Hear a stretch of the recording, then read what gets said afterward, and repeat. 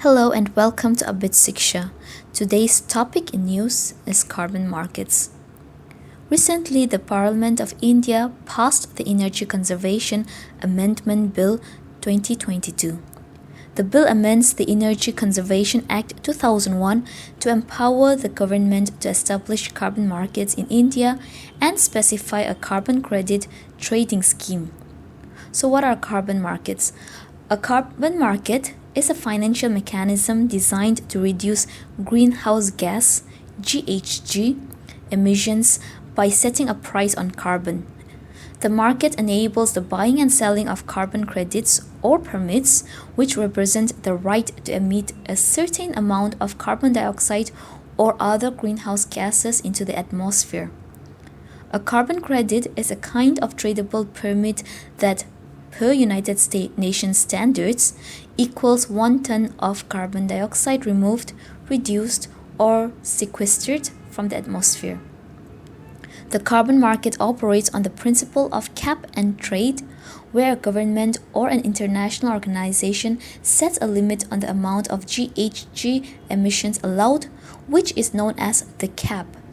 The cap is divided into allowances, and each allowance represents the right to emit 1 ton of carbon dioxide or equivalent greenhouse gas. Companies or organizations that emit less than their allocated emissions can sell the unused allowances in the carbon market to companies that exceed their emissions limit. This creates a financial incentive for companies to reduce their carbon emissions by investing in cleaner technologies or improving their processes. Article 6 of the Paris Agreement provides for the use of international carbon markets by countries to fulfill the NDCs, nationally determined contributions. NDCs are climate commitments by countries setting targets to achieve net zero emissions. Now, there are two types of carbon markets: the compliance market and the voluntary market.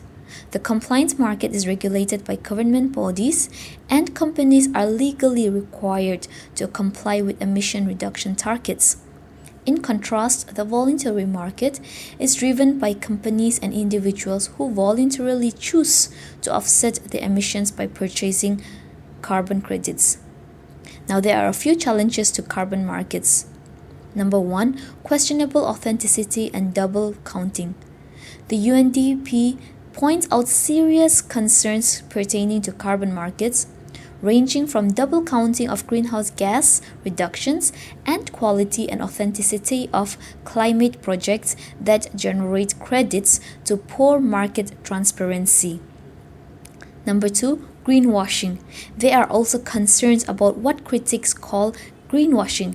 Companies may buy credits simply offsetting carbon footprints instead of reducing their overall emissions or investing in clean technologies. Number 3, may increase net emission through ETS.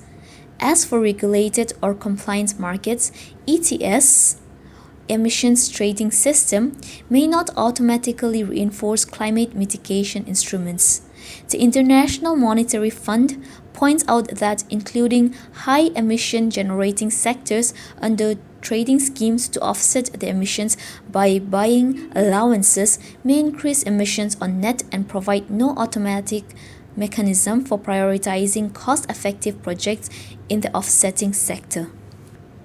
About the Energy Conservation Amendment Bill 2022. The bill empowers the Centre to specify a carbon credits trading scheme. Under the bill, the central government or an authorized agency will issue carbon credit certificates to companies or even individuals registered and compliant with the scheme. These carbon credit certificates will be tradable in nature. Other persons would be able to buy carbon credit certificates on a voluntary basis.